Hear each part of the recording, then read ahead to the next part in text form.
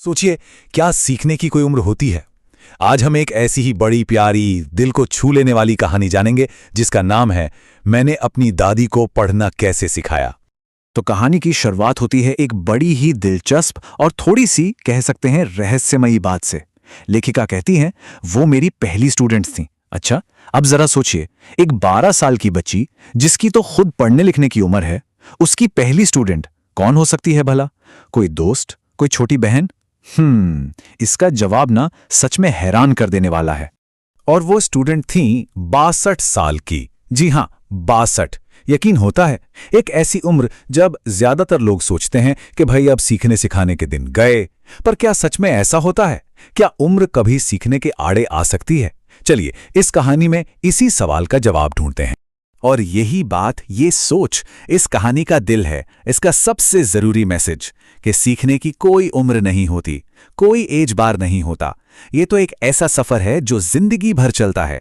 बस दिल में वो सीखने की ललक होनी चाहिए। फिर उम्र तो सिर्फ एक नंबर है ना? तो चलिए अब सीधा चलते हैं इस कहानी की दुनिया में। ये कहानी है नॉर्थ कर्नाटक के एक छोटे से बड़े ही प्यारे से गांव की। जरा सोचिए, एक ऐसी जगह जहां जिंदगी की रफ्तार थोड़ी धीमी है, सुकून है और लोग अपनी परंपराओं से जुड़े हुए हैं। और यहीं रहते हैं हमारे दो मेन कैरेक्टर्स। एक तो है हमारी 12 साल की राइटर जो ये कहानी सुना रही हैं, और दूसरी है उनकी दादी कृष्णक्का, जिन्हें वो प्यार से अव्वा कहती हैं। अब इन दादी पोती के बीच ना एक बड़ा ही प्यारा सा रूटीन था, एक वीकली रिचुअल। हर हफ्ते ये दोनों कन्नड़ मैगजीन कर्मवीर का ऐसे इंतजार करते थे मानो कोई बहुत खास मेहमान आने वाला हो। देखिए, अव्वा पढ़ तो नहीं सकती थी, तो हर हफ्ते उनकी पोती आंगन में बैठकर उन्हें कहानी पढ़कर सुनाती थी। कहानी का नाम था काशी यात्रा, जो उस मैगजीन में सीरियल की तरह छपती थी। ये उन दोनों का स्पेशल टाइम हुआ करता था। तो ये काशी यात्रा कहानी थी क्या जो अव्वा को इतनी पसंद आ गई थी? असल में इसे कन्नड़ की एक बहुत मशहूर लेखिका त्रिवेणी ने लिखा था। कहानी एक बूढ़ी औरत की थी, बिल्कुल अव्वा जैसी, जिसका सबसे बड़ा सपना था काशी जाकर पूजा करना। उसे लगता था कि ऐसा करने से उसे परम पुण्य मिलेगा।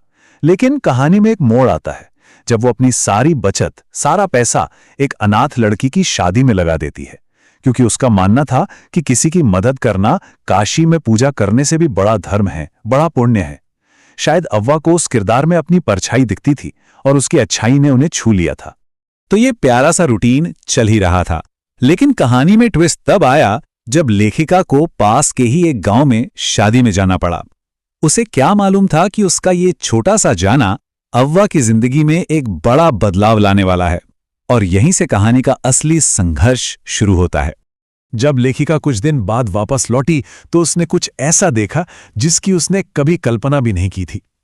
उसकी हिम्मत वाली, मजबूत दादी, उसकी अव्वा आंगन में बैठी रो रही थी।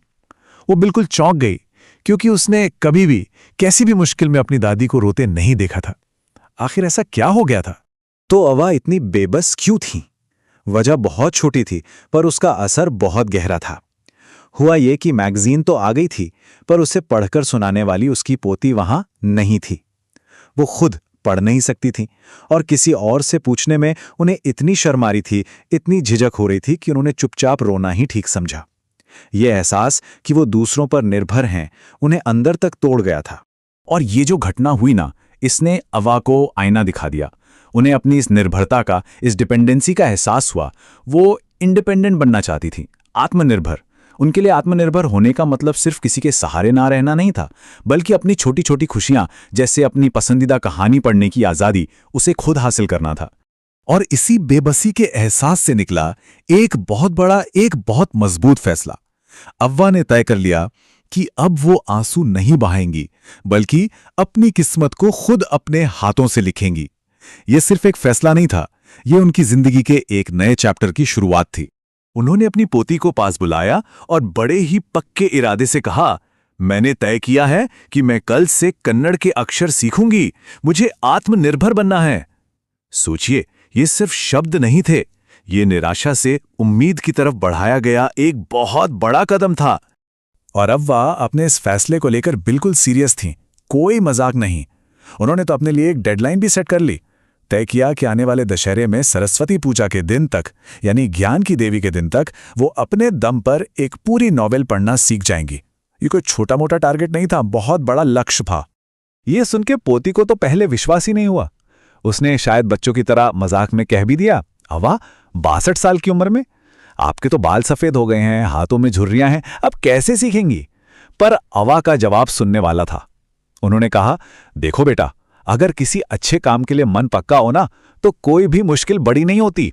उम्र तो बस एक नंबर है। और बस उसी दिन से कहानी में एक नया मोड़ आ गया। घर का आंगन एक पाठशाला बन गया। पोती जो अब तक स्टूडेंट थी वो अपनी दादी की टीचर बन गई, और दादी जो हमेशा से सबको सिखाती आई थीं वो अब अपनी नन्ही पोती की सबसे मेहनती स्टूडेंट बन गई। और क्या कमाल की स्टूडेंट साबित हुई अफवाह। उन्होंने जो डेडलाइन सेट की थी उसे वो एक पल के लिए भी नहीं भूली। अपनी नन्ही टीचर का दिया हुआ हर होमवर्क, हर काम वो पूरी लगन से करती थीं।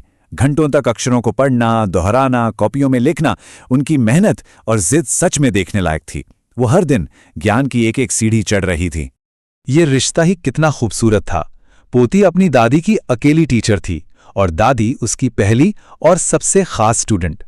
इस नए रिश्ते ने उनके बंधन को और भी गहरा और भी अनोखा बना दिया था। ये सिर्फ पढ़ना लिखना नहीं था, ये प्यार, सम्मान और एक दूसरे को समझने का एक नया तरीका था। और फिर महीनों की इस कड़ी मेहनत के बाद वो दिन भी आ गया, दशहरे का त्योहार। पर इस बार ये सिर्फ एक त्योहार नहीं था, ये अव्वा का इम्तिहान का दिन था।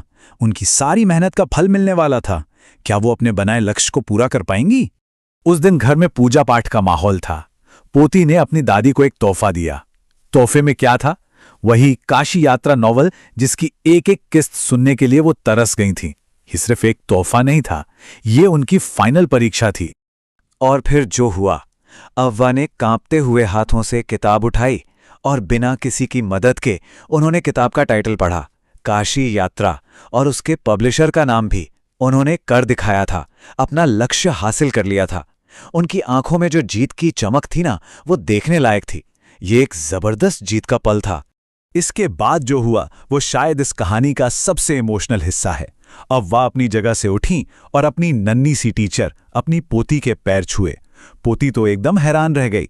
तब अव्वा ने कहा, मैं अपनी पोती के नहीं, एक टीचर के पैर छू रही हूं। टीचर का सम्मान करना मेरा फर्ज है, चाहे वो उम्र में छोटा ही क्यों ना हो। ये सिर्फ एक जेस्चर नहीं था, ये ज्ञान के लिए उनके मन में जो सम्मान था उसका सबसे बड़ा सबूत था। तो इस प्यारी सी कहानी से हम क्या क्या सीख सकते हैं? पहली बात कि अगर इरादा पक्का हो तो कोई भी मुश्किल पार की जा सकती है। दूसरी कि सीखने की सच में कोई उम्र नहीं होती। तीसरी कि पढ़ाई लिखाई हमें सिर्फ जानकारी नहीं देती, वो हमें आत्मनिर्भर बनाती है। चौथी कि टीचर स्टूडेंट का रिश्ता बहुत पवित्र होता है। और सबसे जरूरी बात कि असली सम्मान उम्र से नहीं, ज्ञान से मिलता है। अब जाते जाते एक सवाल, क्या कभी हमारी जिंदगी में भी कोई ऐसा टीचर आया है जिसके बारे में सोचा भी नहीं था? कोई ऐसा इंसान जिससे कुछ बहुत जरूरी सीखने को मिला हो, भले ही वो उम्र में हमसे छोटा हो? सोचिएगा जरूर, और अगर मुमकिन हो तो अपने अनुभव दूसरों के साथ भी बांटिएगा। शुक्रिया।